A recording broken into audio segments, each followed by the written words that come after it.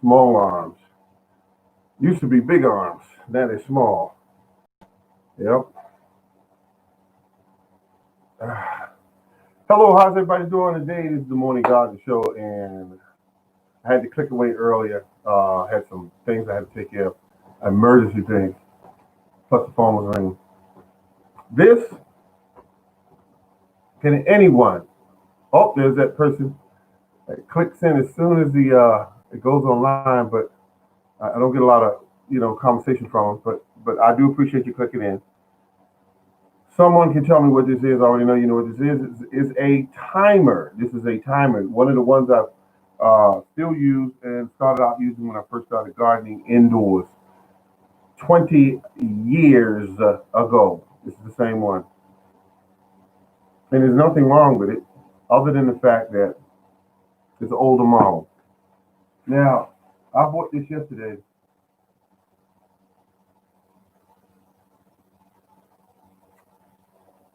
And that is the new one. So the new one is, I think it's supposed to be simpler to operate. Yeah, you see around, you see those little gray, they look like gray pins. You push those in where you want it to start and stop, and then you set the timer, day or night, and what time you want, and that's it. And it's a wonderful thing. It works. So this one here is a little different. You pull these pins out, you put them in where you need them to be, and et cetera, et cetera. So and then you turn the knob, and then you got to set this up here. So there's a lot of steps to it. Why this one here is not as convenient as the new one here. This one you don't do nothing. Push them in, turn it where you want it, and leave it alone. And up at top it says turn the timer on or outlet on.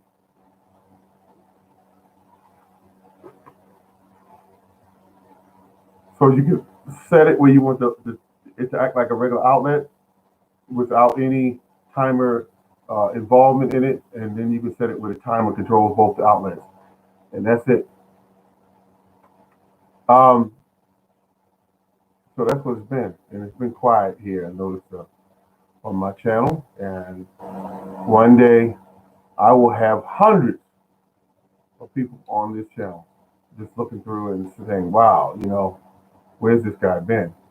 Because I'm just basically trying to learn like you are, and I have a knack for it. I have an absolute knack for it. Oh, someone did ring in and gave me a thumbs up, and I want to thank you for that. Thank you very much. Thank you.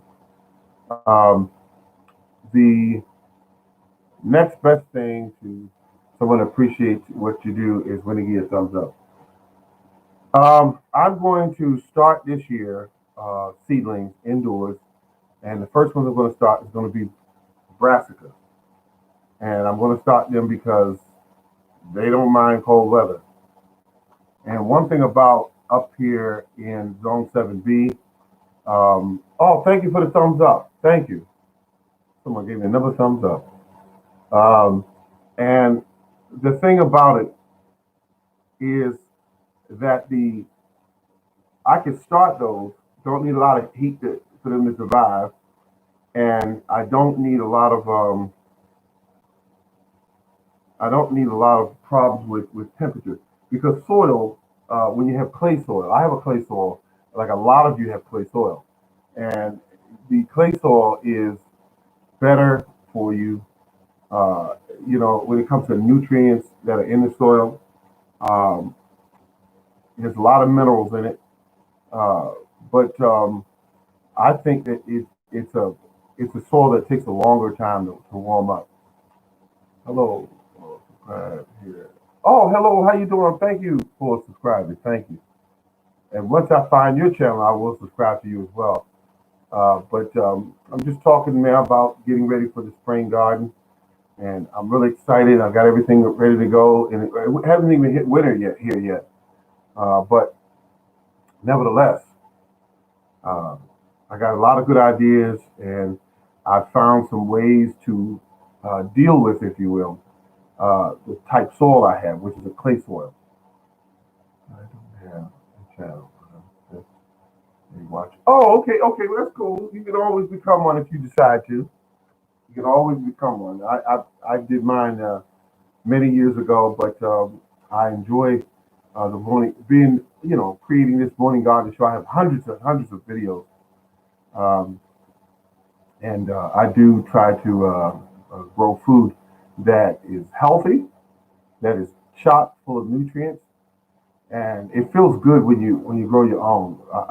I like that having control over what I eat to a certain extent, and it just feels good because I don't go in the grocery store. I don't buy tomatoes, onions. I don't buy peppers. Ah, good morning, fellow Earthlings.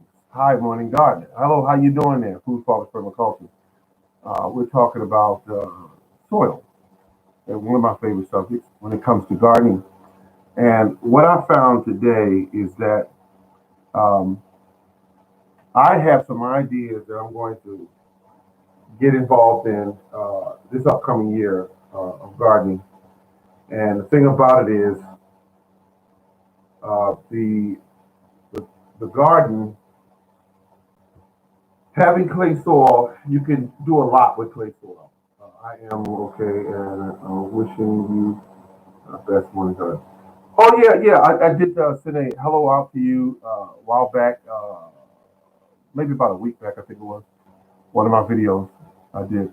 Hope all is well, and I have a uh, been looking out for a lot of different videos, but I haven't been seeing. I saw some of your videos you put out, but um, it's just been very slow this year. No one's really been putting out a lot of videos. They've been basically pretty quiet. This is a year to really use your gardening skills, and next year will be definitely a challenge because um, the pandemic that we're under is going to affect our gardening season as well. I mean, the cost of things are going to be a lot higher. I'm clearly alert and aware of that. Definitely going to be higher for some of us. For a person like myself, no, it's not going to graze me at all because I have um, learned how to cut costs.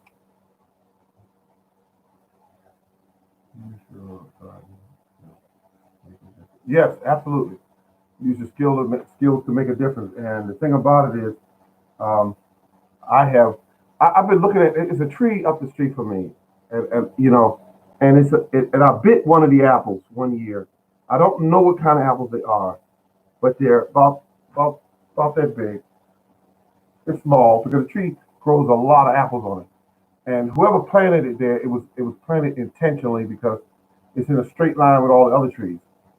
So um, I don't know what kind of apple it is. It's very sweet and it's reddish with yellow speckles on the up around the top of the apple. So I said, this looks like the Honey Crisp. And I said, wait a minute, but it could be any apple. Hundreds of apples, well, a lot of apples, I'll put it that way, look like Honey Crisp. So I said, get a couple of branches from it and graft them onto one of your apple trees. Why not? They're in the middle of a strip when you drive by. That's where they are. And then there's another apple tree right across from it, in the churchyard. And all I would need would be a few branches off of it, and then simply graft it onto my apple tree. And if it takes off and grows, I will have another variety for my apple trees to cross with.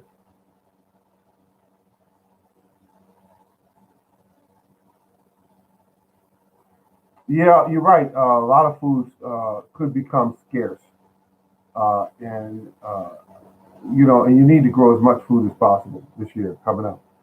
I mean, it's not going to be a joke when it happens because um, I've been getting calls, and this is the early part of the year. These are people that would never garden in their life, and now they're calling me up asking me how to garden. And I found it quite shocking because they watched me garden for many years and never had any interest in it. And he calls me up and he says, listen, I just bought my house and I'm excited and I want to grow my own food. And I know you know um, that, that how to grow food. And I said, yeah, well, I've been doing it for a number of years. And he wants to call and get the information. So I don't mind helping people. I don't mind at all.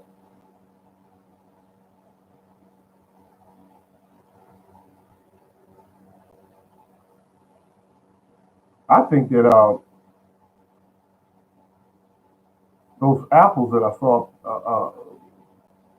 three, maybe 3, 4 blocks from me. No, not even 4 blocks. Well, maybe 4 blocks. And they're sweet, very sweet. And the tree grows and it loads itself down with the apples. And there's plenty of apples laying around the base of it. Uh, and I noticed that the tree, it's not pruned or anything. So the type of tree it is only growing about, I'm gonna say about 20 feet tall. So it's not a real big apple tree.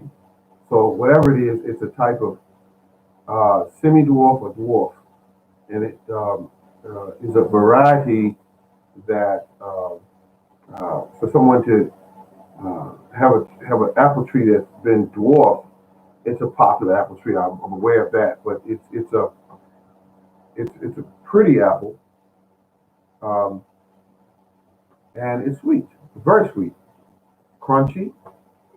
Um, Something that you want to graft to your apple tree.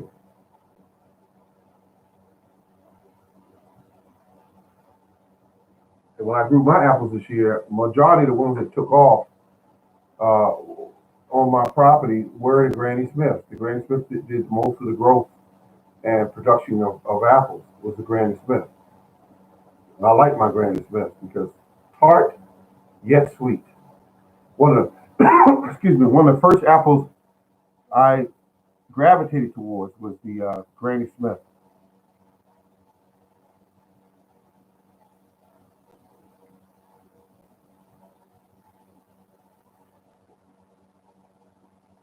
It's time now to get. If you're a person that purchases fertilizer, is the best time to get it is now. It's low cost. It's marked down. The store that mainly carries those marked down fertilizers is Home Depot. They'll usually move them over to a clearance section because what happened to me one year, I was looking for fertilizer and I ran into their fertilizer section and they had all of these fertilizers marked down. And I'm gonna show them to you in a minute. I gotta go get them, but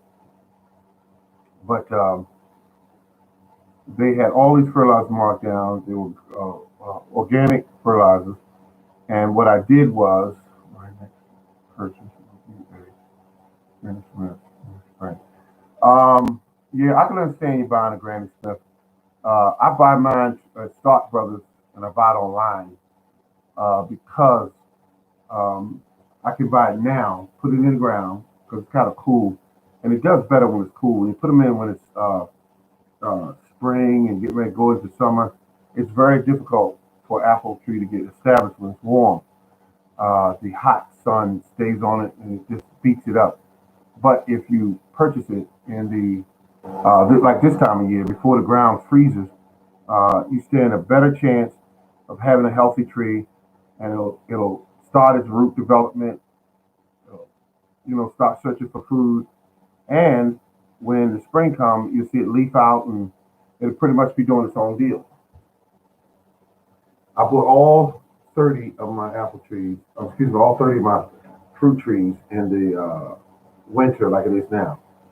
As long as it's not frozen, the ground's not frozen, you can put the tree in. Do not fertilize it at all. Put it in and leave it alone. And when it starts to show root development, yes, bare root trees. When it starts showing leafing out, that's when you may want to fertilize it a bit. But don't fertilize a fruit tree in the winter, because what happens is it grows a lot of tender growth before it warms up, and the winter can do damage to that tender growth. But try to purchase it now. If you have the funds to do it, purchase it now. Stock Brothers is one place I go to, but there are many other tree stores online that you can go to. Be very careful, read the information, make sure they got a decent warranty behind them. Another reason why I deal with Stock Brothers is because they got a good warranty.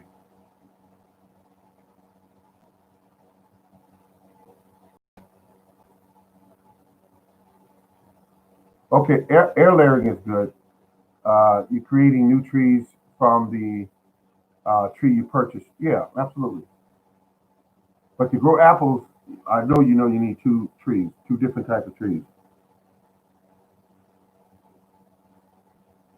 two different types of trees in order to produce apples.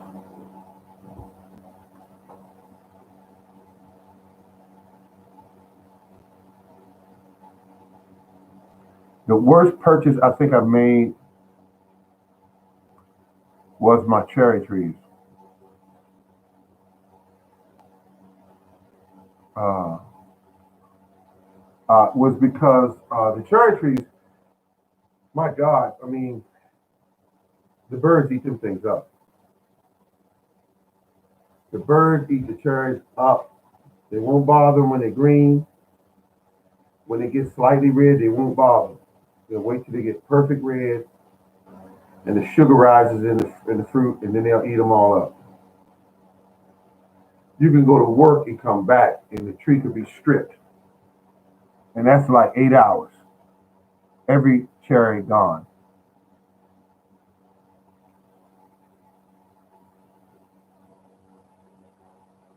Yeah, I had a bird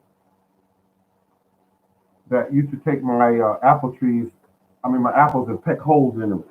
It's like crows. Crows will go peck a hole in this one and go and peck another one and peck another one and peck. They just won't eat the one apple. They will peck every apple that's on that tree that they can get to.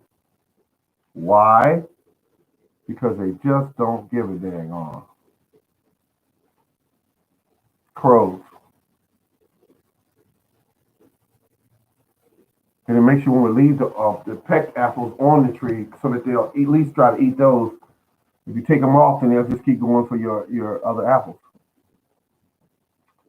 Well, we're gonna have to see you later because being pressure. Okay, well look, you take care, food farmers permaculture. You take care, and I will see you on the next go round.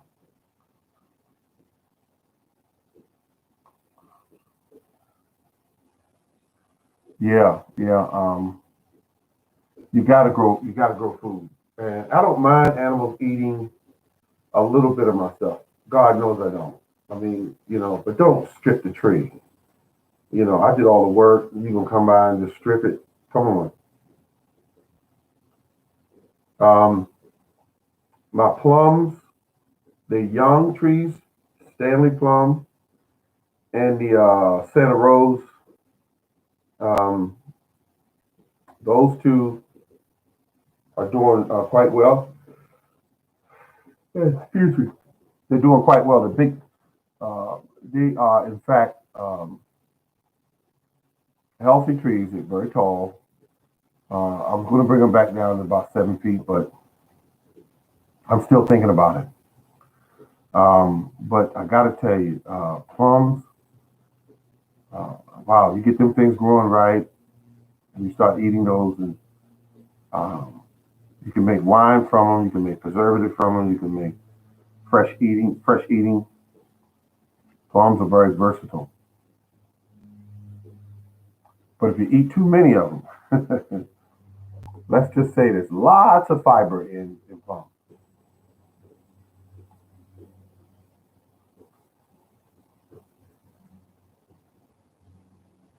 I have so many bags of fertilizer my dry storage, I have no more room for them.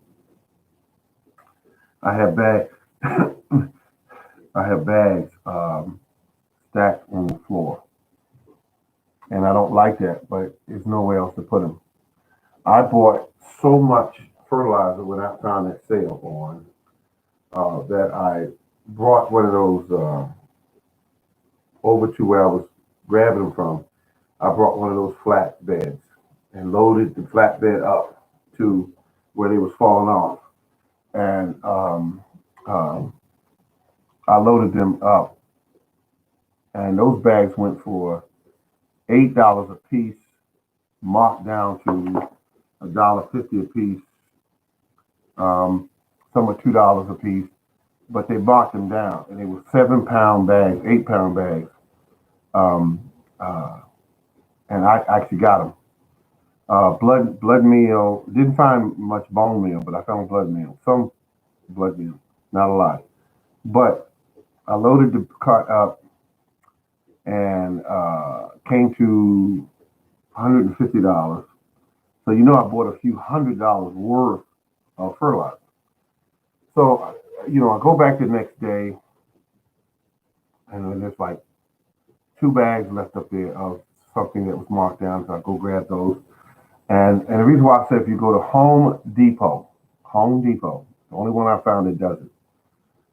You go into their fertilizer section where they mark everything down this time of year, and you go to the section, and you got to look for another section which is called the clearance section. You can ask the worker where the clearance section is because sometimes they got that sucker pretty hidden away.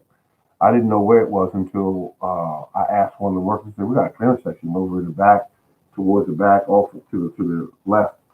So when I got there, found out there was bags and bags of more fertilizer. And I said, "Oh my goodness." I said, "I have all my shelves at home full of fertilizer. What am I going to do and where would I put these fertilizers at?" And I said, "Get them anyway because they're valuable." And so they had the big bags and the small bags, which was about 3 pounds, I think it was.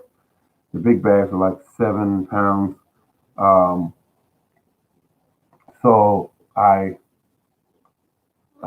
pulled a cart in that location and emptied out the shelves again. They were sold for $8, and they were marked down to $1. They were marked down to $1.95 a bag, and I cleaned those out and went up to the cash register, and the lady said, "Why are you buying so much? What is it? Is a sale on them?" I said, "Well, yes." And she said, "Oh, fertilizer, huh?" I said, "Yep, fertilizer." And so at that point, I went ahead and grabbed, I don't know how many bags I had. I didn't count them. But I loaded the cart all the way to the top. And I was done. Rolled out the store, came back in there the next day, and they had the audacity to take another whole shelf of fertilizer and mark it down. I said, "How much can I do?" Because you want to make sure your ends are right when you do this. And my ends were right, so I just went ahead and grabbed some more fertilizer. But now I went to the back where they had the garden equipment at, and they had a brand new uh, lawnmower that I was looking for. I think it's called a Troy belt. I think it was a Troy belt, and um, it was a bag attachment on the back of it, and it was a beautiful lawnmower, real high tech, and it was 300 and what was it, 300 and some odd dollars, marked down to 100. I think it was $100. And the guy gave it to me because he recognized me from the Morning Gardener show. And he said, "I tell you what, let me go see what I can do." And I always tell people, when you go in the store and you see something like that, don't go over to the person at the cash register and try to talk to them about it. Go to the person at the management position of the department and let them make the call on it. Because a lot of times they want that stuff moved. Uh, I bought spreaders, that you do grass seeds with. They were $60 a piece. I got as many as I could put in my vehicle, but they were $6 a piece, marked down to $6. Believe it, from $60 marked down to $6. I don't believe you heard me. Marked down from $60 to $6 each, and I bought as many as I could get in the car. I had a town car, by the way. Um, so the lawnmower, he came back to me after he'd gone for a few minutes, and he came back. And I already had the lawnmower on a flatbed because I said he's gonna work something out with me. I figured he'd knock off maybe $20, $30. No, he did not. He came to me and he said, "Here you go. How does that look?" It was $100 from almost 300. It was $100, and I loved it.